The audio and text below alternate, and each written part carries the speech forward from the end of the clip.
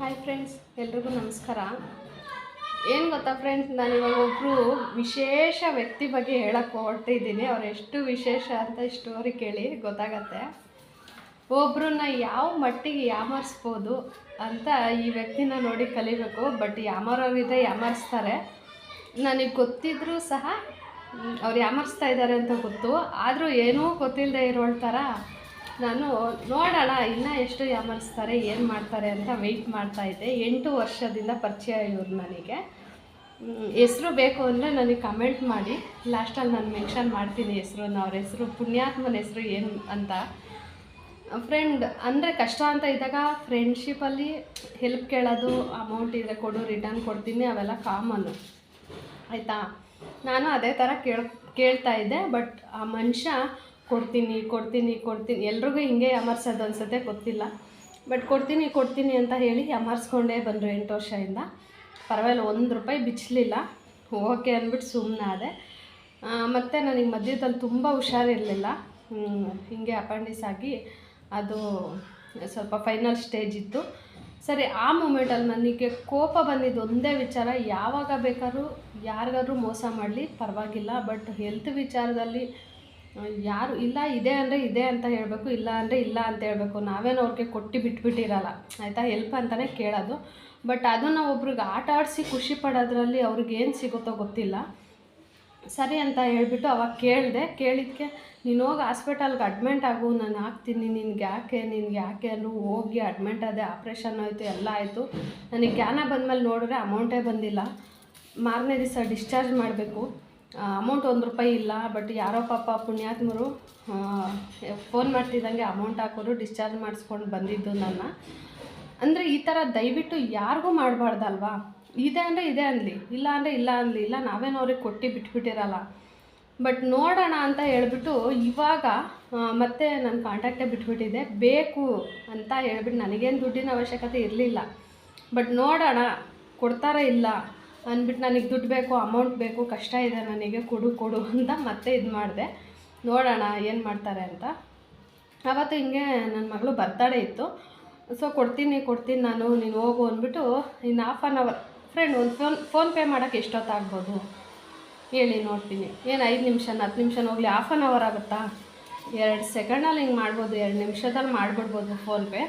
ನಾನು ಡ್ರೈವಿಂಗಲ್ಲಿದ್ದೀನಿ, ಅದು ಇದು ಅಂತ ಅಂದ್ಕೊಂಡು ನಾಟಕಗಳು ಆಡಿಕೊಂಡು, ಸರಿ ಆಮೇಲೆ ಮಾಡು ಫೋನ ಅಂತ ಹೇಳೋರು. ಫೋನ್ ಮಾಡಿದ್ರೆ ಫೋನ್ ಪಿಕ್ ಮಾಡ್ತಾ ಇರಲಿಲ್ಲ. ನನಗೇನು ಅಯ್ಯೋ ಬಿಟ್ಟಾಕು, ಏನೂ ಕಷ್ಟ ಅಂತ ತಲೆ ಕೆಡಿಸ್ಕೊಳ್ಳೋದು. ಹೇಳಿದ್ನಲ್ಲ, ನನಗೆ ಅವಶ್ಯಕತೆ ಇರಲಿಲ್ಲ, ಬಟ್ ಬೇಕಂತಾನೆ ಕೇಳಿದ್ದು ನಾನು. ಸರಿ ಹೋಗಲಿ ಅಂದ್ಬಿಟ್ಟು ಸುಮ್ಮನಾಗ್ಬಿಟ್ಟೆ. ಮತ್ತು ನೆನ್ನೆ ಏನು ಮಾಡಿದ್ರು ಅಂದರೆ, ಬೇಕು ಅಂದ್ಬಿಟ್ಟು ಮೊನ್ನೆ ಅವರೇ ಫೋನ್ ಮಾಡಿದ್ರು. ಏನು ಫೋನ್ ಮಾಡಿಲ್ಲ ಹಂಗೆ ಹಿಂಗೆ ಅಂತ.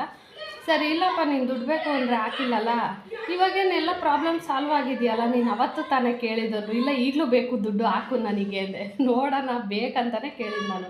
ಈಗಲೂ ಬೇಕು ದುಡ್ಡು, ನನಗೆ ಹಾಕು ಅಂತ ಹೇಳಿದೆ. ಸರಿ ನಾಳೆ ನಿನಗೆ 8:30 ಅಷ್ಟರಲ್ಲಿ ಹಾಕ್ತೀನಿ ಅಂತ ಹೇಳಿದ್ರು. ನಿನ್ನೆ 8:30 ಅಷ್ಟರಲ್ಲಿ ಹಾಕ್ತೀನಿ ಅಂತ. ಸರಿ ಅಂದ್ಬಿಟ್ಟು ನಾನು ವೆಯ್ಟ್ ಮಾಡ್ಕೊಂಡಿದ್ದೆ. 8:45 ಆಯಿತು. ನಾನೇ ಫೋನ್ ಮಾಡಿದೆ ಬೇಕಂತ, ಕೆಣಕಬೇಕಂತ. ಏಕೆಂದರೆ ಜನ ಹೆಂಗೆ ಅಂತ ತಿಳ್ಕೊಬೇಕಲ್ಲ, ಅದಕ್ಕೆ ನಾನೇ ಫೋನ್ ಮಾಡಿದೆ. ಏನಪ್ಪ ಇನ್ನೂ 8:30 ಆಗಿಲ್ವಾ ನಿನಗೆ ಅಂತ ಹೇಳಿದೆ. ಹಂಗಂದಿದ್ದಕ್ಕೆ ಇಲ್ಲ ಅಮ್ಮ, ಗೂಗಲ್ ಪೇನಲ್ಲಿ ನಾನು ಸೆಂಡ್ ಮಾಡಿದ್ದೀನಿ, ಬಂದಿಲ್ವಾ ಹಂಗೆ ಹಿಂಗೆ ಅಂದರು. ಇಲ್ಲ ಬಂದಿಲ್ಲಲ್ಲ ಅಂತ ಹೇಳಿದೆ. ನೆಟ್ವರ್ಕ್ ಪ್ರಾಬ್ಲಮ್ ಇಲ್ಲಿ ಹಂಗೆ ಹಿಂಗೆ ಅಂದ್ಬಿಟ್ಟು, ಸರಿ ಇರು ಗೂಗಲ್ ಪೇನಲ್ಲಿ ಯಾಕೆ ಬರ್ತಾಯಿಲ್ಲ ನೋಡ್ತೀನಿ ಅಂತ ನಾನು ಅವ್ರಿಗೆ ಮೆಸೇಜ್ ಹಾಕ್ತೆ ಅಲ್ಲೋ ಅಂತ. ಗೂಗಲ್ ಪೇನಲ್ಲಿ ಮೆಸೇಜ್ ಹೋಯ್ತು, ಅವರು ಆಯ್ ಅಂತ ಮೆಸೇಜ್ ಹಾಕೋರು. ಮೆಸೇಜ್ ಬರ್ತೈತೆ, ದುಡ್ಡು ಬರ್ತಾಯಿಲ್ವಂತೆ. ಇದು ಕಿವಿಗೆ ಹೂವು ಇಟ್ಕೊಂಡಿರೋರಿಗೆ ಹೇಳೋ ಮಾತು. ಓಕೆ ಅದು ಬಿಟ್ಟಾಕು, ಫೋನ್ಪೇನಲ್ಲಿ ಬರ್ಬೋದು, ಟ್ರೈ ಮಾಡ್ತೀನಿರೋ ಅಂತ ₹1 ಹಾಕಿದ್ರು. ಫೋನ್ಪೇನಲ್ಲಿ ₹1 ಬಂತು. ಇಮ್ಮಿಡಿಯೇಟಾಗಿ ಅವರು ಎಕ್ಸ್ಟ್ರಾ ಏನೋ ಅಮೌಂಟ್ ಹಾಕಿದ್ರಂತೆ, ಬರಲಿಲ್ವಂತೆ, ಪ್ರೊಸೆಸಿಂಗಲ್ಲಿ ಐತಂತೆ.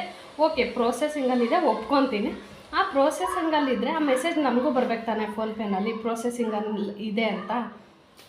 ಇಷ್ಟೂ ದಡ್ರು ಇರ್ತಾರೆ ಪ್ರಪಂಚದಲ್ಲಿ, ಅವರೇ ಅತಿ ಬುದ್ಧಿವಂತರು ಅಂದ್ಕೊಬಿಟ್ಟಿದ್ದಾರೆ.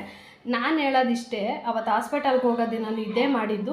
₹1 ಹಾಕಿದ್ರು, ಪ್ರೊಸೆಸಿಂಗಲ್ಲಿದೆ ಬರುತ್ತೆ ಅಂದರು. ಬಟ್ ನನಗೆ ಜ್ಞಾನ ಬರೋಷ್ಟು, ಅದು ಆಪ್ರೇಷನ್ನೆಲ್ಲ ಆಗಿ ಜ್ಞಾನ ಬಂದಿದ್ದು 2 ದಿವಸದಲ್ಲಿ. 2 ದಿವಸದವರೆಗೂ ಪ್ರೊಸೆಸಿಂಗಲ್ಲಿ ಇತ್ತಾ.